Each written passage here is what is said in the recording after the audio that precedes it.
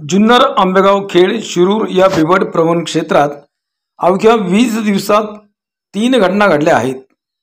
मानव आणि बिबट हा संघर्ष आता चिघळला असून आज जांबूत तालुका शिरूर येथील थोरात वस्तीवरील रहिवासी भागुबाई रंगनाथ जाधव वय 72 या महिलेवर बिबट्याने हल्ला करून अक्षरशः अर्धा किलोमीटर फरफटत नेले.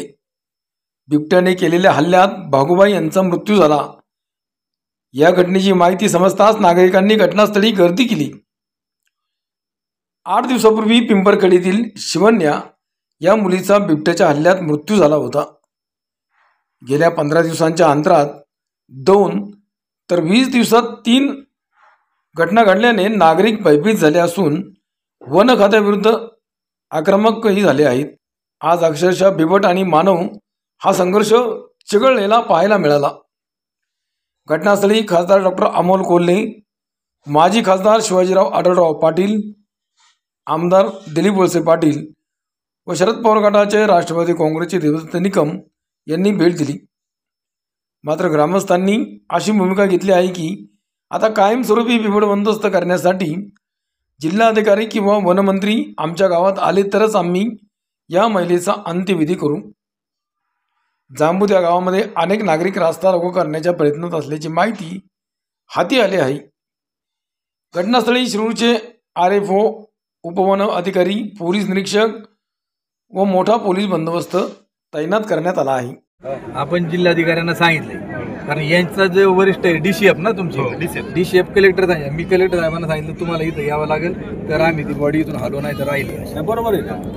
कलेक्टर साहेब पण येतात ते म्हणतात. जो इथं आमदार काय घरी घेऊन जाऊ, 10 दिवस हातात लावायचं नाही बॉडीला. आमदारांचा जोपर्यंत वरचे येत नाही कॉन्क्रीट निर्णय होत नाही तोपर्यंत हात लावला ऍम्ब्युलन्स मध्ये घालायचं, आमदाराच्या घरात न्यायची. अंडाचा होता ना, मी स्वतः गेलो होतो. मी अभ्यास वनरक्षक अभ्यासासाठी मी बिबट्याच्या मागे लागले ना, तो रिटर्न येईल ना. त्यांच्या काट्या सोडून दुसरा हत्यार नाही ना सर. त्याच्यामुळे ना म्हणून त्यांनी फोन केला असेल, कारण तो मागे लागतो होता. मी जवळजवळ 16 वर्षापासून अभ्यास करतो बिबट्याचा, तर मग मागे लागला काही तो प्रॉब्लेम कधी नाही. लोकांना घाबरून तुम्ही मी पारगाव मध्ये राहतो ना. मी स्वतः या सीझन मध्ये ना जवळजवळ आता 55-60 सश्याची पिल्लं आहे ना रेस्क्यू करून मोठाली करून सोडून दिलं. तर तितर असतं ना, आपलं कांद्याचं सीझन असलं का तेव्हा तितराची अंडी असतात त्याच्यामध्ये, बरोबर. ती जवळजवळ 60 एक पिल्लं आहे ना मोठाली करून रानात सोडत. पारगाव मध्ये अजून एक सुद्धा हल्ला झाला नाही. तर तो का नाही झाला हल्ला, तर ठाकर आपल्या इकडं बाहेरची कामाला माणसं आहेत, बरोबर. ते ठाकर हे असेच राहतात, ते शिकारी करतात. पारगाव मध्ये मी स्वतः त्यांना आहे ना प्रत्येकाला इंडल मला 3 वेळा ऊस पेटून दिला त्या लोकांनी. त्यांना मी शिकार करून देत नाही ना, मला 3 वेळा ऊस पेटून दिला त्यांनी. ज्यांना शिकार करून देत नाही त्यांना शिकारी कोण करतंय? त्याच्यामुळे आहे ना संख्या कमी होती. आणि ती प्राथमिक जबाबदारी आपली, जिथं जे राहतात ना त्यांची, यांची तर आहेच, यांच्या मागे तर आपण लागणारची. पण ही प्राथमिक जबाबदारी आपली आहे का आपण काय करायचं, आपण लोकांना शिका आणि आपलं ध्यान ठेवायला पाहिजे. जसं प्रत्येक वेळी ऐका ना, ऐका तुम्ही जागृती करता हे मान्य. लोकांमध्ये बिबट्यापासून कसं संरक्षित राहा याच्याकरता तुम्ही जागृती करता.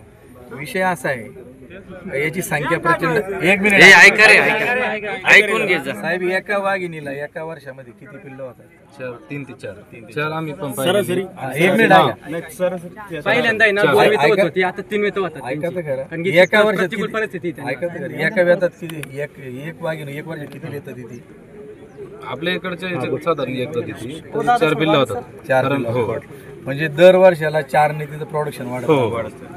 ऐका, त्यामुळे ही संख्या प्रचंड प्रमाणात वाढणार आहे. आज नुसतं आता इथून खाली चाललंय, हे राज्य व्यापलं जाईल, बरोबर. जसं मोकाट कुत्र्यांना सरकारने ती पिंजऱ्यात टाकून त्यांचं खच्चीकरण करणं वगैरे ह्या गोष्टी चालूच केल्या ना, तसं याच्याबाबत देखील हा इमिजिएट व्हायला पाहिजे. इथं आम्ही घेऊन करून हे पाहून नाही. जसं मी मागाशी सांगितलं, आमच्याकडे माळींची आपत्ती आली, आपल्याकडे सगळं तिथं केलं गेलं. नंतर पुढे राज्यात असं होणं याच्यावर निर्णय घेतला, उपाययोजना चालू केल्या पुनर्वसन पुढच्या. तशाच प्रकारे आज काल परवा जी मराठवाड्यात घटना घडली, सगळी लोक धावून गेली. आज इथं ही गेले 5 वर्षातली किंवा आतापर्यंत जवळपास 55 डेथ आहे हो आहेत ना. ह्या जुन्नर डिव्हिजन मध्ये. बरोबर. आता तो डाटा काढलाय. 16,500 जनावर मारले हो शेतकऱ्यांची. आहेत ना. बरोबर आहे. पैसा हे सोल्युशन नाही. नाही बरोबर आहे.